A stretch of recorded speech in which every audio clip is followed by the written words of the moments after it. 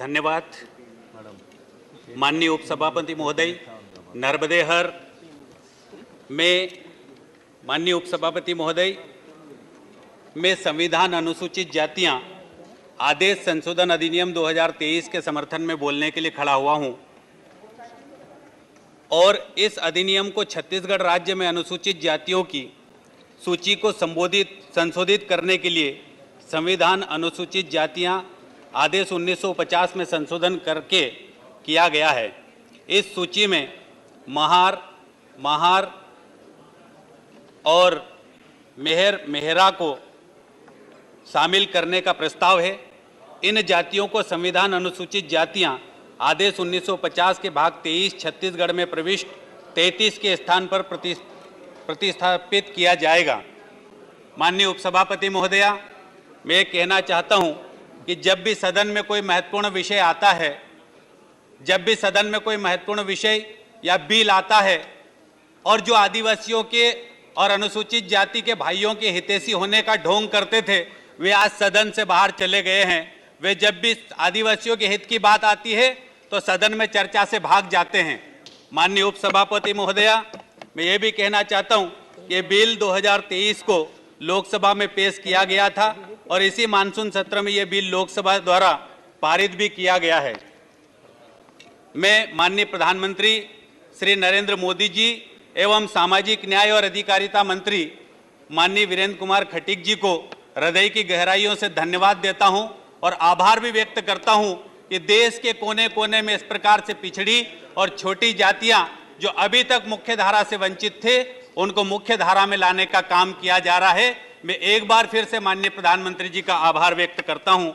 आपके माध्यम से छत्तीसगढ़ के हमारे गरीब भाइयों और बहनों की जिंदगी बदलने का काम हमारी सरकार कर रही है और ऐसे समय में विपक्ष, जिन्होंने 60 साल तक आदिवासियों का, अनुसूचित जनजातियों का, अनुसूचित जातियों की भलाई का ढोंग करते आए हैं, उन्होंने सिर्फ 60 साल तक राजनीतिक रोटियां सेकने का काम किया और वो हम सदन के लोग और देश की 140 करोड़ जनता देख रही है कि वो आज सदन से फिर भाग गए हैं और पिछले लंबे समय से विपक्ष हमारा सदन में उपस्थित नहीं है। और जब जब आदिवासियों का और अनुसूचित जातियों के भाइयों और बहनों के कल्याण की बात आती है सदन में, तब वो अपने क्षेत्र के होते हुए भी आज छत्तीसगढ़ के सांसद भी यहाँ पर सदन में उपस्थित नहीं है।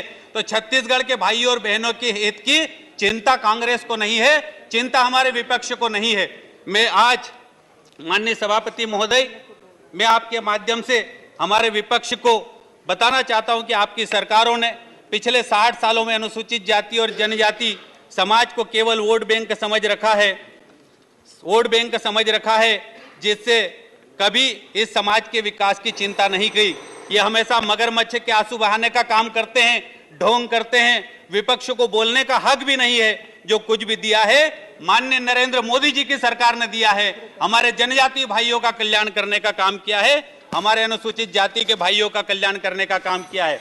कश्मीर में धारा 370 को समाप्त कर हमारे अनुसूचित जाति और जनजाति के भाइयों को आरक्षण देने का काम किया है।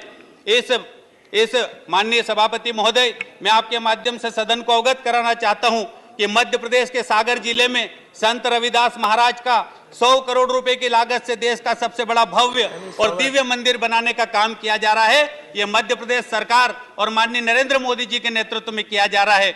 मैं इस अवसर पर इतना ही कहना चाहता हूं कि विपक्ष के लोग बाबा साहब की बात करते हैं, विपक्ष के लोग बाबा साहब